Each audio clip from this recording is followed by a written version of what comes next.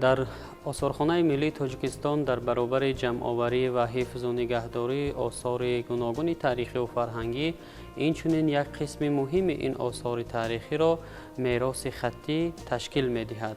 و میراث خطی که امروز در آثارخانه ملی تاجیکستان جمع‌آوری و حفظ و نگهداری می‌شوند، البته از کتاب‌های دست‌نویس، چاپی سنگی، نسخه‌های گوناگون حجت‌های تاریخی و همزمان نمونه‌های گوناگون هنر خوشنویسی میباشند که قسمی از آنها در فاند مؤسسه و قسم زیادی آنها در تالارهای نمایشی به معرض تماشابینان گذاشته شدند. و البته در میان نسخه‌های دست‌نویس و چاپی سنگی آثارخانه ملی تاجیکستان آثار گوناگون می باشند که از جانب شخصیت‌های تاریخی، از جانب نابغه‌های ملت تاجیک در طول تاریخ کتابت شدند و به ما همچون میراث خطی بزرگانمان به میراث گذاشتند.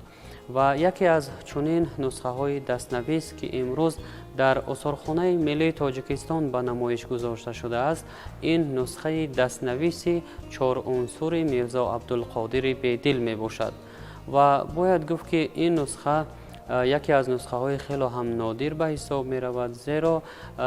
این نسخه سال کتابت این نسخه در قسمت ترقیمه این نسخه کتابت شده است و چگونه که در قسمت اخیر این نسخه نوشته شده است، یعنی نسخه دست‌نویس میرزا عبدالقادر بیدل سال 1264 هجری، یعنی در شهر بخارای شریف یعنی کتابت شده است و مهمیت آن در آن است که نام کاتب نیز در اینجا ذکر گردیده است که این نسخه از جانب ملا میرزا احمد پسر ملا میر محمود یعنی کتابت شده است.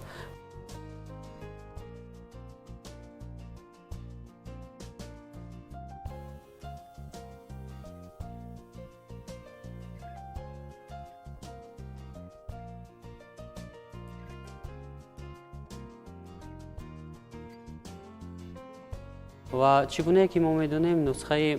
کتاب 4 عنصر میرزا عبدالقادر بیدل یکی از مشهورترین اثرهای نثری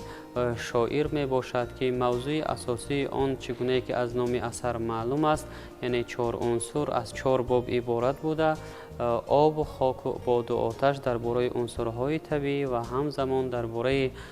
فناپذیری کائنات و اینچنین دیگر مسائل فلسفی سخن می رود. و البته این نسخه در برابر اینکه یک اثر مهم نثری ادبی ملت تاجیک می باشد، همزمان اهمیت مهم تاریخی و فرهنگی و هنری نیز دارد